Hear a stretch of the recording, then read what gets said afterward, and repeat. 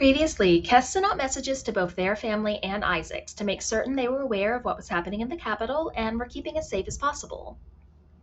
They tried scrying on Mylona, only to watch her die from injuries she'd clearly gotten during the coup.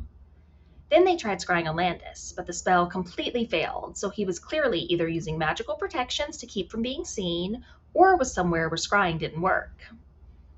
Or he was dead, but Kes doubted they'd be that lucky. The next morning, Kes used Commune to confirm that Ellis was still alive, much to Fran's relief. They also confirmed that the group's immediate families probably weren't in danger within the next few days, but it was hard for even a goddess to tell. They also learned that Landis definitely wasn't part of Arspec, although he might still be working with them. After a long discussion, the group decided that they and Cassette would go to Limbo for a while. Fran decided to stay behind with Rialta to try to help the group from there, although he did take some magical protections from them to help ensure he couldn't be scryed on. Then Adria cast Plane Shift, and they found themselves in a world of chaos. Zarakir led the way to Kareska's forge, and the group got to meet his mother. She asked them some questions about what was going on back on the material plane with the Empire, and then she offered them a powerful amulet that could potentially help them. It would essentially cause an anti-magic detonation. The amulet was in a maze, though, that the group would have to traverse in order to get it. The group agreed that they wanted to try to get the amulet, and Kareska offered to transport them to the start of the maze.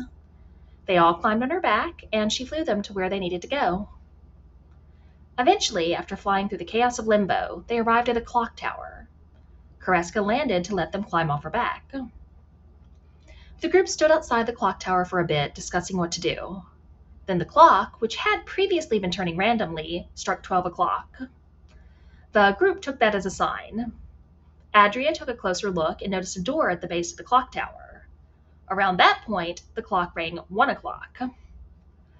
Nova decided to experiment and cast Dimension Door to transport himself and Ren to the door of the clock tower.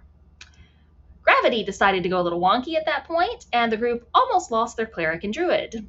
Luckily, they were caught by the others before they could go flying off into the void of eternity. At the foot of the clock tower, Nova tried to focus on making the distance between him and the rest of the group disappear. Gold threads seemed to pour from him as he did so. The threads grabbed everyone and pulled them towards Nova, where gravity then seemed to fix itself. Zarakir tied everyone together just to be safe at that point. Then they managed to get the door to the clock tower open with a little effort. And that is where we left off.